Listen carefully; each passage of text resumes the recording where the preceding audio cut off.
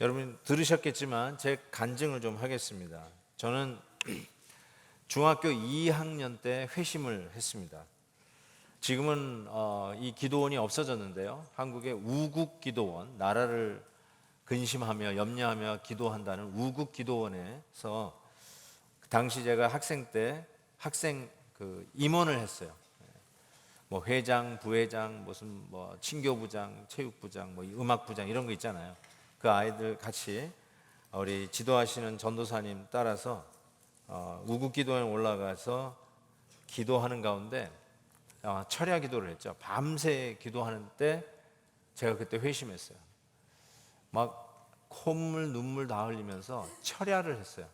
어린아이가 철야를 하면서 기도하다가 눈 떠보니까 해가 떴더라고요. 그때 제가 회심을 했고요. 그때 제가 목사 되겠다고 결심했습니다.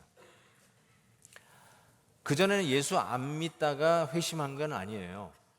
저는 모태신앙입니다. 쉽게 얘기해서 어머니 뱃속에서부터 교회를 다녔고요. 지금까지도 제가 주일 예배를 제 기억으로는 빠진 적이 없고, 제가 어렸을 때 우리 어머니가 주일 예배를 빠진 적이 없으니까 주일 예배를 한 번도 빠진 적이 없습니다. 전 출타할 때, 비행기 탈 때, 선교 지역에 갔을 때도 주일 예배를 빼먹은 적이 없어요. 비행기 안에서 주일을 보내본 적이 없어요. 꼭 터치다운해서 교회당, 예배당에 가서 꼭 예배를 드렸습니다. 아팠을 때도 예배를 드렸어요. 주일날 아플 때도 있잖아요. 대상포진이 1년 전에 왔을 때도 제가 주일 예배, 일부 예배 드리고 들어갔던 아무도 모르셨을 거예요 아마. 그때도 주일 예배를 교회 와서 드렸었습니다. 아무도 놀라지 않는데 그런데 제가 초등학교 때요, 아버님이 장로님이시고 어머니가 권사님이시니까 열심히 다녔고, 주일학교 성경 공부도 열심히 했고, 성경 퀴즈 대회에 나가서 상을 받았고요.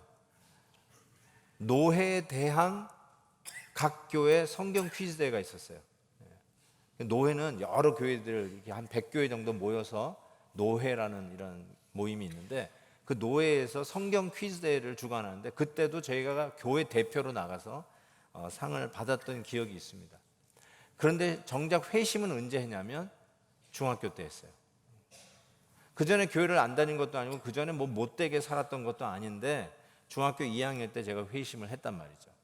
그리고 그때가 저에게 있어서는 인생의 터닝 포인트인 게 분명합니다. 그때 목사 되겠다 해가지고 지금의 목사하고 있잖아요. 이게 중요한 제 인생의 아주 정환점이었는데, 도대체 그 전과 그 이후 뭐가 변한 걸까요? 제가 옛날에 못되게 살다가, 아니면 교회를 아예 안 다니다가, 불교 신자였다가 중학교 2학년 때 기도하다가 회심해서 교회를 다니겠다, 이런 전환점이 아니라 크리스천으로 살고 있었다가, 성경을 몰랐던 것도 아니고 퀴즈대회 가서 우승도 하고 하면서 살다가 회심하는 은혜가 있었는데, before, after, 도대체 무슨 일이 그때 일어난 것일까요? 혹시 이 가운데도 저하고 비슷한 경험을 하신 분들이 꽤 많을 겁니다. 늘 교회 다녔어요. 혹은 이민 와가지고 한국 사람 그리워가지고 그냥 한인교회를 다니기 시작했어요. 별 의미가 없었어요. 그냥 한국 사람 보는 게 좋았고 한국 음식 먹는 게 좋았어요. 그러다가 어느 날 어느 순간에 하나님의 말씀이 내 가슴을 치고 들어오는 거예요. 어느 날 어느 순간에 눈물이 터지고, 기도를 하는데 내가 만들어낸 기도가 아니라 성령께서 하시는 기도인 것 같아요. 막 기도가 터지면서 시간도 모르게 기도했던 그 순간, 그걸 회심이라고 얘기하잖아요. 도대체 무슨 일이 벌어진 것일까요? 여기에 힌트를 주는 내용이 오늘 본문에 담겨져 있습니다. 24절부터 우리가 읽었는데요, 거기 보면 알렉산드리아에서 난 아볼로라 하는 유대인이 에베소에 이르니, 이 사람은 언변이 좋고 성경에 능통한 자라. 그가 일찍이 주의 도를 배워 열심으로 예수에 관한 것을 자세히 말하여 가르치니, 이 부분이요, 요한의 세례만 알따름이라, 이렇게 적고 있습니다. 사도 바울이 지난주 여러분 기억하시면 고린도에서 말씀 사역을 했지 않았습니까? 거기서 운명적으로 브리스길라와 아굴라, 같은 직종, 천막 만드는 일에 종사했던 이 부부를 만납니다. 그리고 고린도에서 여러 시간을 가르치고 나서 오래 머물지 않습니까? 그리고 나서 이제는 전도여행, 2차 전도여행을 마무리하고 이제 돌아갈 때가 됐어요. 돌아가는 가운데 에베소에 들렸다가 가이사랴, 예루살렘, 안디옥, 자기를 파송했던 안디옥으로 돌아가게 됩니다. 한번 지도를 잠깐 보세요. 자, 고린도에서 우리가 읽지는 않았지만 갱그리아라고 하는 데서 머리를 밀고 삭발하는 결례를 행합니다. 그리고는 돌아가는 길에 에베소에 가는데 이때 브리스길라와 아굴라 부부하고 같이 동행을 합니다. 그리고는 에베소에 그 부부들 남겨놓고 자기는 빨리 예루살렘 교회로 돌아가서 보고를 하고 자기를 파송했던 안디옥 교회로 돌아갈 생각을 하고 가는데, 에베소를 바울이 떠난 후, 바울이 에베소에 없는 순간 아볼로라고 하는 사람이 이 놀라운 설교를 하는 거예요. 성경에 뭐라고 얘기했냐면 그는 언변이 좋고 성경에 능통했다. 영어로 보면은 eloquent man and competent in the scriptures, 이렇게 표현하고 있어요. 그러니까 굉장히 설교를 잘하는, 그리고 논리적으로 잘 전하는 자였던 것이 틀림이 없습니다. 근데 이 사람의 출신이 적혀져 있어요. 유대인인데 알렉산드리아 출신이에요. 알렉산드리아에서 태어난 사람이에요. 알렉산드리아 하면 아테네와 같은 비슷한 상아탑 분위기가 되는 도시예요. 그런 도시 있잖아요. 딱 들어가면 그냥 학교들이 많은 학교. 예를 들어서 뭐 보스턴 같은데, 뭐 하버드, MIT, 그냥 학교들로 즐비되어 있는 그런 데를 가면 약간 그런 분위기가 있잖아요. 모든 거리의 사람들이 백팩을 메고 있는 학생들로 가득 차 있는 그런 분위기가 알렉산드리아에도 틀리지 않습니다. 그리고 흩어져 있는 디아스포라 유대인들이 자기의 모국어 히브리어를 많이 까먹었어요. 그리고는 그 당시에 링구아 프랑카, 요즘에 영어 같은 것이 헬라어였는데 다 헬라어를 하는 거예요. 그러니까 아이들이 히브리 성경을 못 읽으니까 헬라어로 처음으로 번역한 성경 70인경 많이 들어보셨을 거예요. Septuagint 70인경이 바로 알렉산드리아, 바로 이 도시에서 번역이 됩니다. 그러니까 알렉산드리아 하면은 잘 배웠겠구나, 지식이 있겠구나, 성경을 좀 알겠구나, 이게 딱 이미지가 있는 거예요. 그래서 여기에 아볼로라고 하는 인물이 알렉산드리아 출신이라고 밝히는 것은 굉장히 의미가 있습니다. 그 사람이 에베소에 온 거예요. 에베소에서 설교를 하는데, 그 당시 성경은 구약 성경 아니에요? 구약 성경을 얼마나 잘 푸는지 몰라요. 거기다가 예수님 이야기까지 잘하는 거예요. 근데 문제는 여기에 있어요. 예수님까지 전하는데 요한의 세례만 알 뿐이라. 이게 도대체 무슨 의미일까?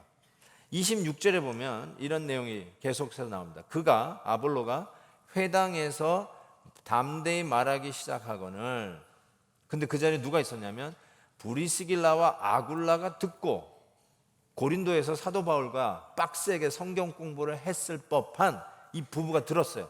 근데 something is missing, 뭔가 아니에요. 그래서 데려다가 하나님의 도를 더 정확하게 풀어 이르더라, 배웠다는 거예요. 가르쳐 줬어요. 그랬더니 아볼로가 아가야, 고린도가 수도죠, 아가야 지방으로 다시 건너가고자 함으로 형제들이, 크리스찬들이 그를 격려해서 잘됐다, 돌아가라고. 그래서 고린도에서 말씀 잘하는 거죠. 격려하여서 레커멘데이션 레터까지 써가지고 보냅니다. 갔더니 아볼로가 고린도에 갔더니 은혜로 말미암아 믿은 자들에게, 고린도의 교회가 세워진 거죠, 그 성도들에게 많은 유익을 주었다, 이렇게 아볼로를 평가하고 있습니다.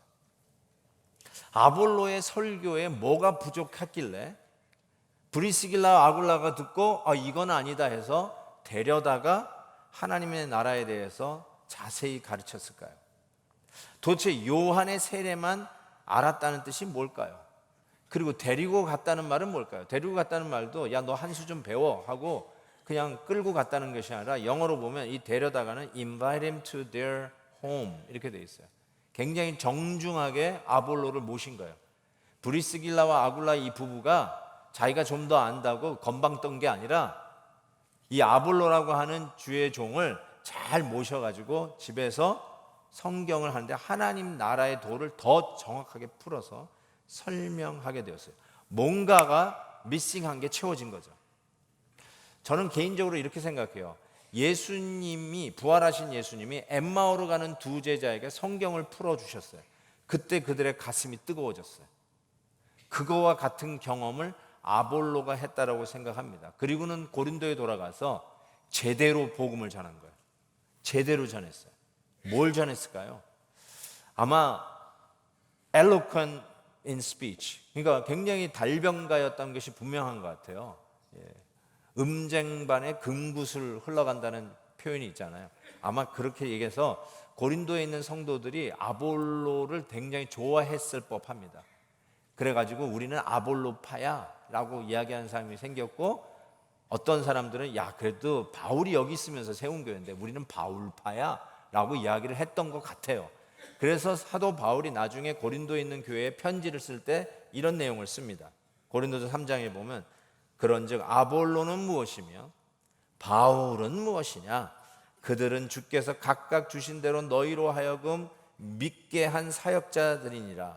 나 바울은 심었고 아볼로는 물을 주었을 때 오직 자라게 하나님께서 자라게 하셨나니, 그런즉 심는 이나 물 주는 이는 아무것도 아니로되 오직 자라게 하시는 이는 하나님 뿐이니라. 멋있죠? 이게 멋있는 거예요. 나는 손인식 목사님 파다, 나는 김한효 목사 파다. 나중에 아마 그런 얘기 나올걸요. 아마 수년 후에. 그러면 저는 이렇게 얘기할 거예요. 손 목사님은 물을 주고, 손 목사님은 씨를 뿌리고 김한효 목사는 물을 주었는데 자라게 하시는 하나님이니 바울이면 어떻고 아볼로면 어떠냐, 하나님이 영광을 받을지어다. 우리 교회는 이렇게 멋진 교회 될 거라고 저는 확신합니다. 멋있잖아요. 그런데 아볼로가 그러면 도대체 요한의 세례만 알았다는 게 도대체 무슨 뜻일까요? What is missing? What is missing? 1절부터 좀 더 읽어보겠습니다. 아볼로가 고린도에 있을 때, 그러니까 고린도 돌아간 거죠.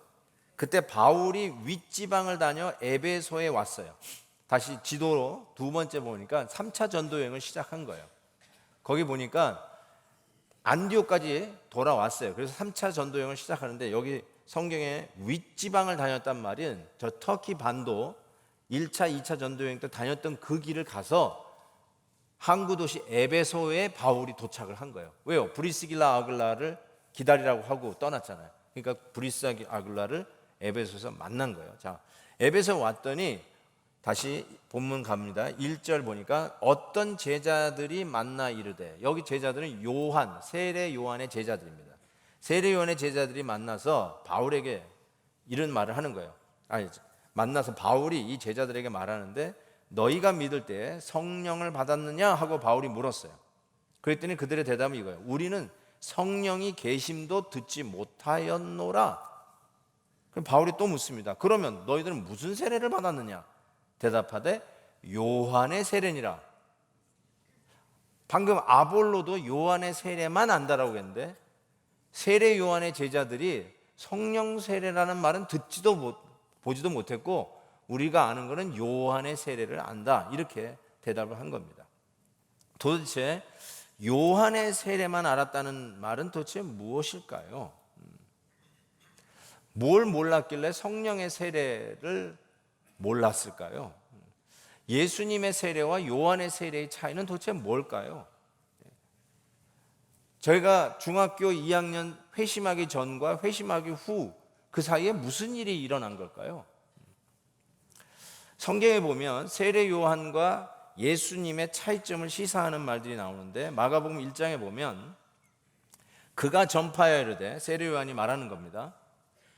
나 세례 요한보다 능력 많으신 이 예수님이 내 뒤에 오시나니 나는 굽혀 그 예수님의 신발끈을 풀기도 감당하지 못하겠노라, 이렇게 얘기하신 후에 세례 요한이 말하기를 너희에게 나는 물로 세례를 베풀지만 그는, 예수님은 너희에게 성령으로 세례를 베푸시리라 라고 얘기했습니다. 예수님과 세례 요한의 차이가 있는 게 분명합니다. 요한의 세례가 물 세례였다면 예수님의 세례는 성령의 세례였습니다. 실은 여러분, 예수님이 요단강에서 세례 요한에게 물 세례를 받았습니다. 여러분, 세례 받으신 분 계시죠? 왜 세례를 받으셨나요? 세례의 의미가 무엇일까요? 아마 배우셨을 거예요. 세례라는 말은 왜 우리가 세례를 받아야 되냐면 죄인이기 때문에 세례를 받습니다. 죄인이기 때문에. 죄인만 세례를 받습니다. 죄인 아닌 사람은 세례 받을 필요가 없어요. 죄 씻음. 그래서 침례교에서는 물속에 처박잖아요. 죄와 더불어 물속에 잠기며 죽고 물속에서 끄집어내면서 그리스도의 의와 더불어 살고, 그게 세례의 의미거든요. 죄인만 받습니다. 그런데 예수님이 세례 요한에게 세례를 받았어요. 죄가 없으신 분입니다. 죄를 모르시는 분이신데 세례를 받으셨어요. 무슨 의미일까요? 예수님의 세례는 특별히 예수님이 공생애를 시작하면서 세례를 받습니다. 사역을 이제 시작하는 바로 그 초장에 요한의 세례를 받습니다. 물세례를 받습니다. 이 물세례를 받고 나오는데 희한한 사인이 있습니다. 무슨 사인이 나오냐면 마가복음 1장에 이렇게 얘기했어요. 그때 예수께서 갈릴리 나사렛으로부터 와서 요단강에서 요한에게 세례를 받으시고 곧 물에서 올라오실새, 이 보세요, 하늘이 갈라짐과 성령이 비둘기같이 자기에게 내려오심을 보시더라. 예수님의 세례를 받을 때 실은 성령을 상징하는 비둘기가 예수님에게 내려오는 걸 느꼈어요. 즉 성령 세례가 내려오는 것이죠. 성령 세례를 받으신 거예요. 성령 세례의 출발점이에요. 비둘기는 언제 등장할까요? 성경에 창세기 1장부터 자세히 읽어보시죠. 비둘기가 언제 등장하시는지. 노아의 홍수에서 등장합니다. 맞습니다. 노아 홍수 심판을 마무리하는 바로 그 단계에 비둘기가 등장합니다. 심판이 끝나고 새 시대를 여는 상징적인 것으로 비둘기가 등장합니다. 예수님이 물세례를 받고 걸어 나오실 때 성령이 비둘기와 같이 그에게 임하면서 이는 내 사랑하는 아들이다 라고 말씀하시는 그 현장이 뭐냐면 이제 하나님의 아들 예수 그리스도로 말미암아 새로운 시대가 열리는 것을 상징적으로 보여줍니다. 새 시대를 얘기하는 거예요.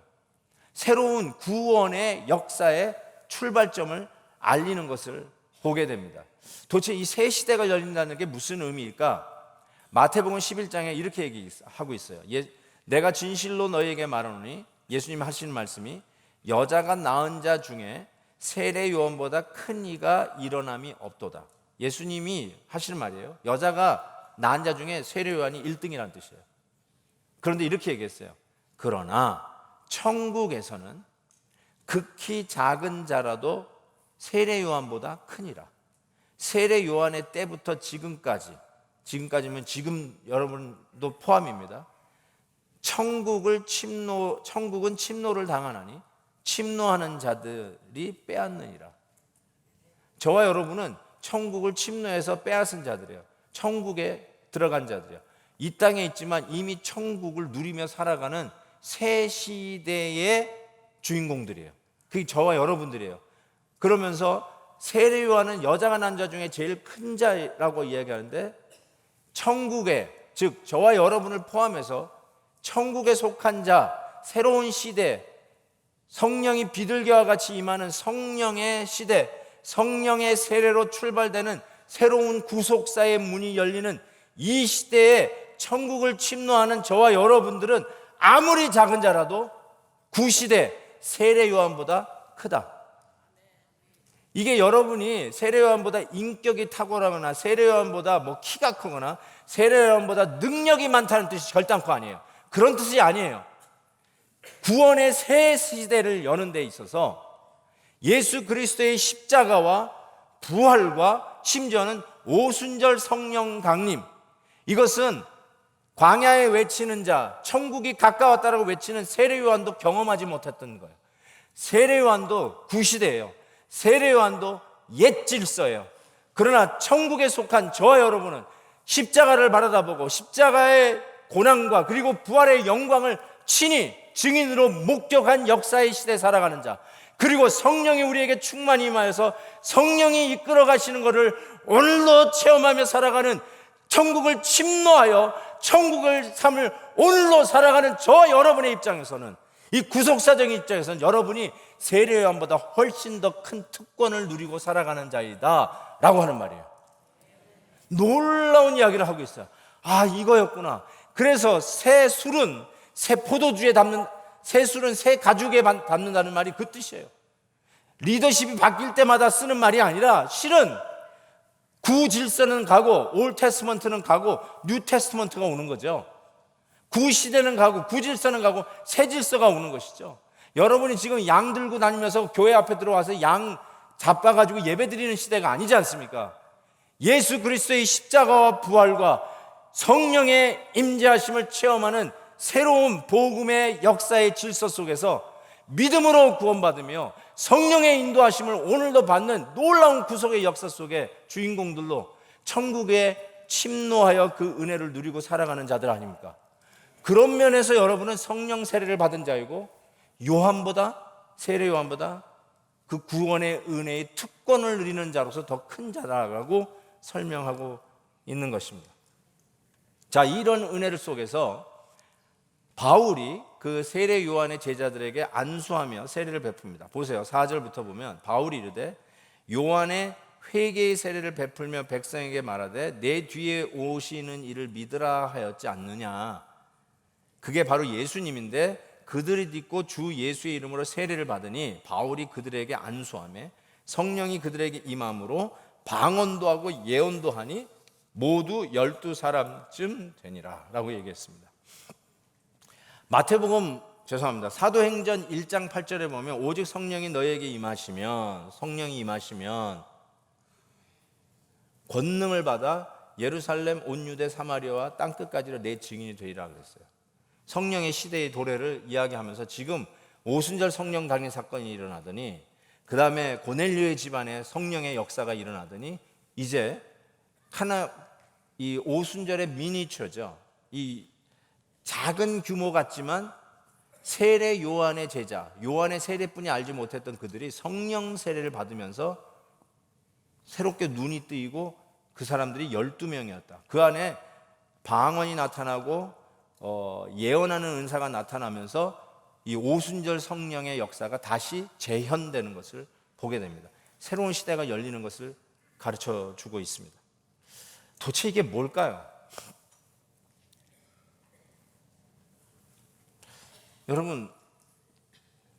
여러분도 어렸을 때부터 교회 다니셨던 분들, 저하고 비슷한 분들, 그렇다고 못된 짓 하는 것도 아닌데 어느 날 어느 순간에 나는 회심했다라고 하는 그 순간이 있잖아요. 그게 중학교 때였든 대학교 때였든, 그 전과 그 이후에 무슨 일이 일어났을까? 지금 요한의 세례에서 성령 세례로 옮겨가는 그 절정에 도대체 무슨 일이 일어난 것일까? 그걸 어떻게 알 수 있을까? 요한 웨슬리 얘기를 잠깐 할게요. 요한 웨슬리는 여러분들 알다시피 감리교 창시자라고 알려져 있죠.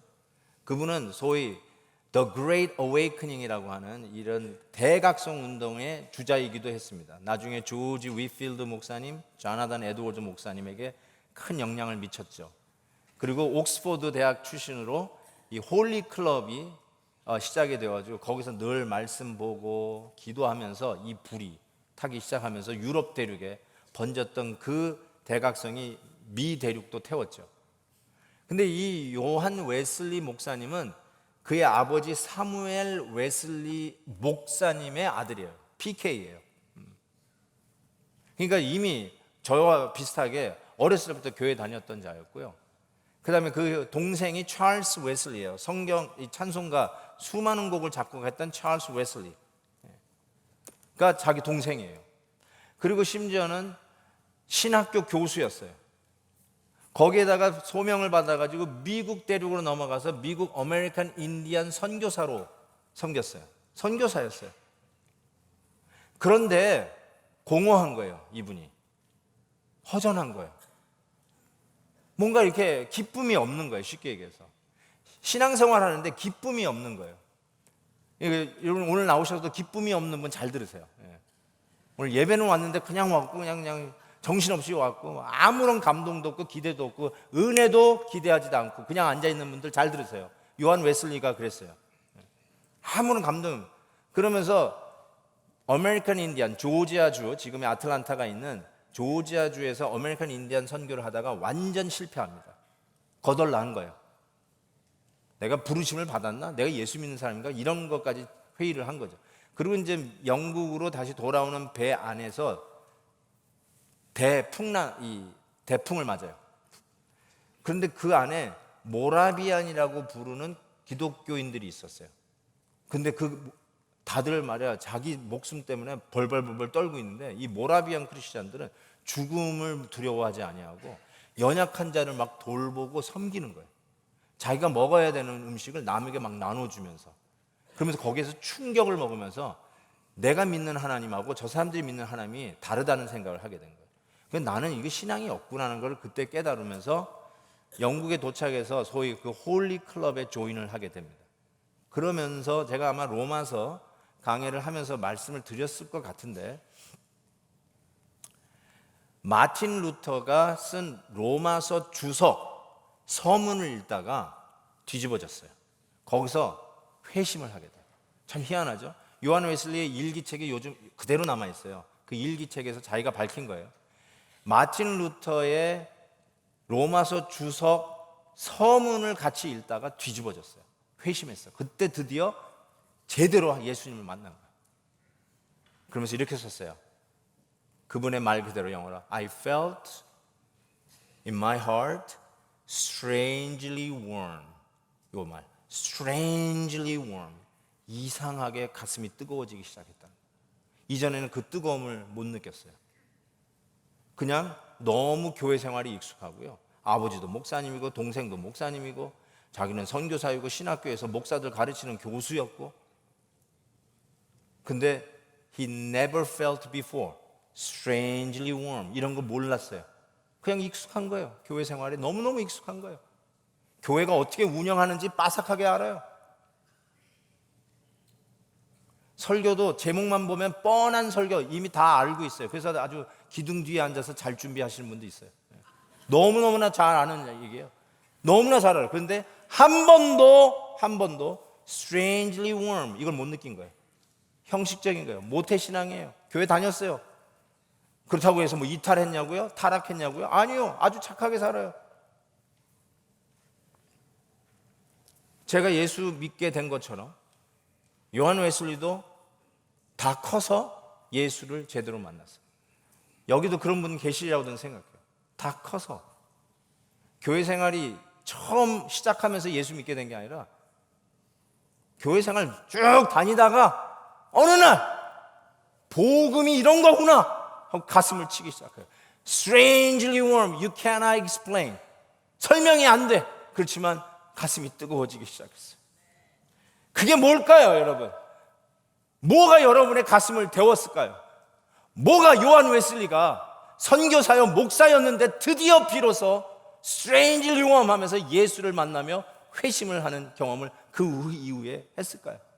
뭐가 저같이 부족한 사람이, 성경을 모르는 사람도 아닌 성경 퀴즈에서 1등한 사람이, 죄송합니다, 성경 퀴즈에서 자주간 상 받은 사람이 기도하다가 예수님을 만나고 회심했을까요? What happened? What happened?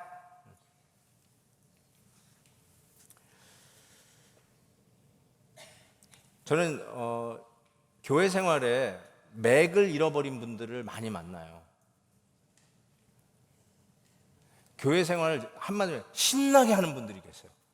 너무 행복하게. 부엌에서, 카페에서, 주차장에서, 홈레스에서 가장 힘들다고 하는 그 사역도 재미있게 하시는 분들이 있어요. 물론 몇 분은 진짜 그냥 끝날 날을 기다리고 있지만 어쨌든 너무너무 재미있게 하시는 분들이 있어요. 내가 누구라고 얘기는 안 하겠어요.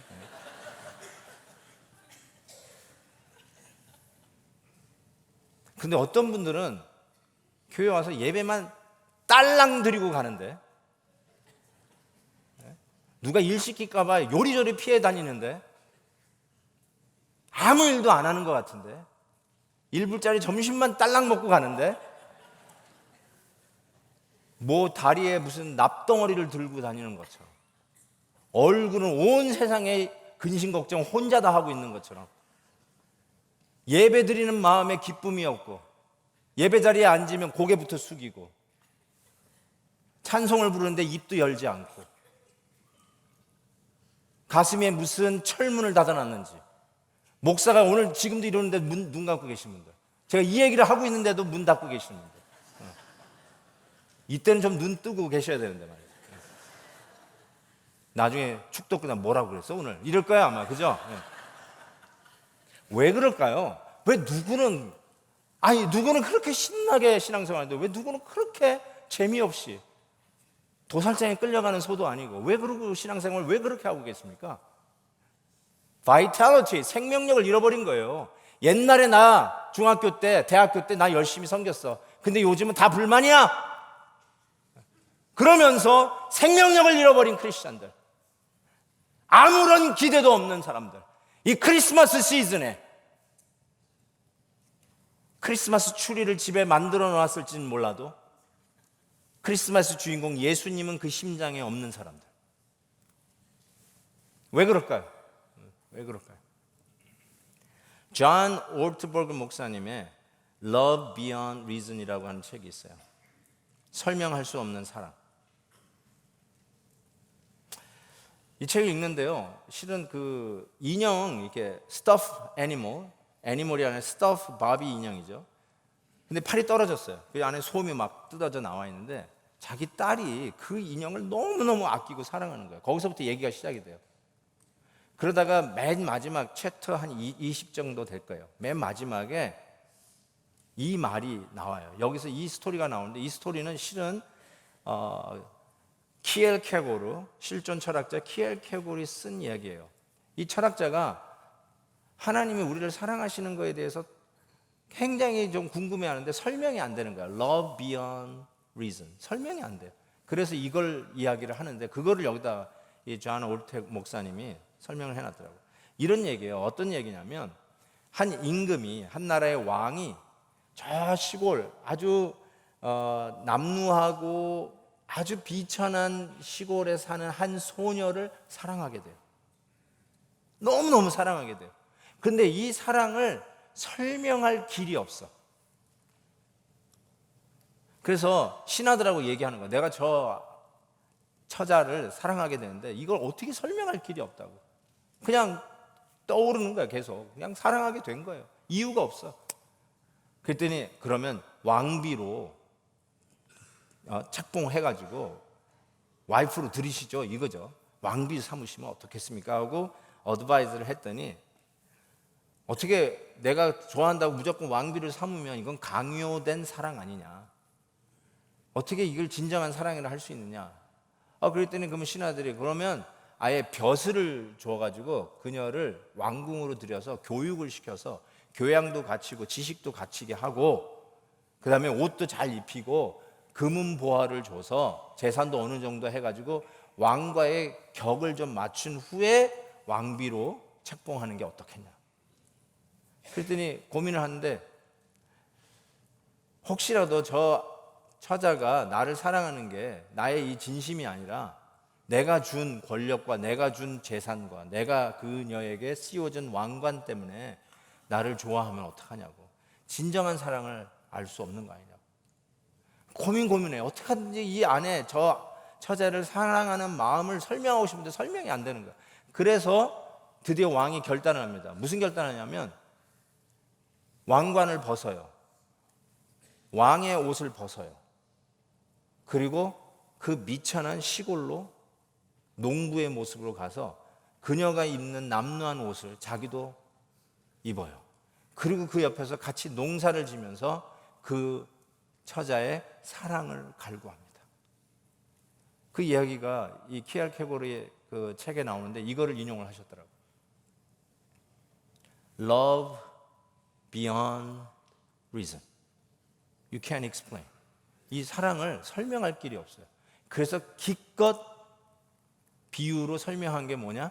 왕이 저 시골 처녀를 사랑하게 되었는데 설명할 길이 없어서 스스로가 시골 사람이 되어서 자기의 왕좌를 버리고 내려온 모습. 이게 뭐예요? 이게 바로 예수 그리스도의 크리스마스 성육신이죠. 우리를 사랑하게 되었어요. 우리를 사랑하세요. 근데 설명할 길이 없어. 설명할 길이 없어. 하늘에다가 썰까? 아니면 협박을 할까? 너 안 믿으면 너 죽을 줄 알아? 아니 좀 그렇게 하시지. 아니 그냥 뭐 지진이 일어나게 한다든지 태풍이 불게 한다든지 예수 믿는 사람들만 딱 나놓고 다 쓸어버려 그냥 막. 그러면 겁나서라도 믿을 거 아니에요. 근데 하나님은 그러시지 않으세요. 그리고 어떻게 설명할까 하다가 그 보호자를 버리시고 하나님 그 자체이시고 그 영광이신 그 예수님께서 우리 가운데 내려오시는데 아기 예수로 오세요. 천군 만마 이끌고 백마 타고 큰 칼 옆에 차고 정복의 왕으로 우리에게 오셔서 우리의 임금이라고 선포하시는 게 아니라 누가 우유를 주지 않으면 굶어 죽을 수밖에 없는 어린 아기 예수, vulnerable한 베이비로 오세요. 그리고 금수저 입에 물고 왕궁에서 태어나신 게 아니라 인자는 머리 둘 곳이 없다라고 하셨던 그 주님, 태어날 곳도 만만치 않아서 말밥통 마국간에서 태어나십니다. 이게 크리스마스의 메시지예요. 뭘 얘기하는가요? We cannot explain. 하나님이 우리를 향한 사랑을 설명할 길이 없어. 하나님이 우리를 사랑하는데 설명할 길이 없어. 그리고 우리가 사랑할지 또 모르는데 우리를 위해서 십자가에서 죽으세요.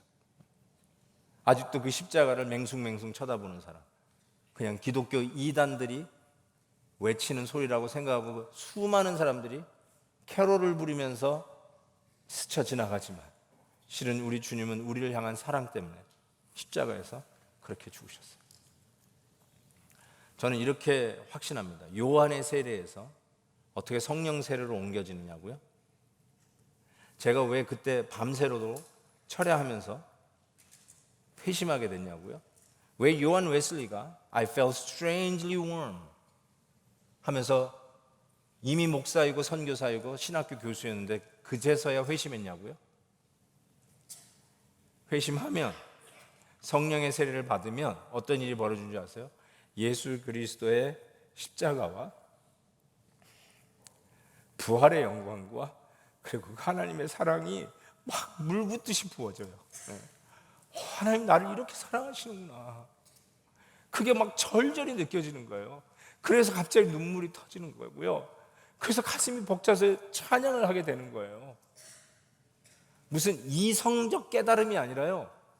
그냥 어느 날 어느 순간에 하나님이 나를 이처럼 사랑하시는 것이 드디어 설득이 되지는 순간이에요. 회심은 내가 이제부터는 담배 끊고 잘 살리라. 그게 회심이 아니에요, 여러분. 나 이제부터는 주일 예배 안 빠지고 예배당 다녀야지. 그게 회심이 아니라 성령이 오시면 예수의 십자가의 사랑에 녹아버려요. 그리고 그 녹아진 감격 때문에 내가 이렇게 살면 안 되지. 내가 섬겼으면 좋겠다. 하나님 좋아하시는 일 하면 좋겠다 하고 거기서부터 빚어지기 시작하는 거예요. 여러분의 어금니문 의지로 여러분의 인격이 조성되는 게 아니라 여러분의 인격 속에 부어진 하나님의 사랑, 이 십자가의 사랑으로 완전히 녹아서 다시 하나님의 은혜로 내가 이것도 해야 되겠구나, 저것도 해야 되겠구나 하면서 새롭게 빚어지는 회심의 삶을 살기 시작하는 거예요.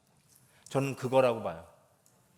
요한의 세례만 알고 있었던 사람, 기독교를 겉만 보고 있는 사람들, 예배만 드리고 가면 나는 기독교인이라고 착각하는 사람들, 집사가 되고 권사가 되고 심지어는 장로가 된 후에 나는 이제는 성숙한 크리스찬이라고 착각하고 있는 요한의 세례만 알고 있는 사람들, 한 번도 하나님의 사랑에 녹아본 적이 없는 사람들, 십자가의 사랑이 뭔지도 모르고 그냥 형식적으로 교회 다니고 등록교인 된 사람들, 아직도 요한의 세례뿐이 알지 못하는 사람들, 이날에 날에 아기의 귀로 오셔서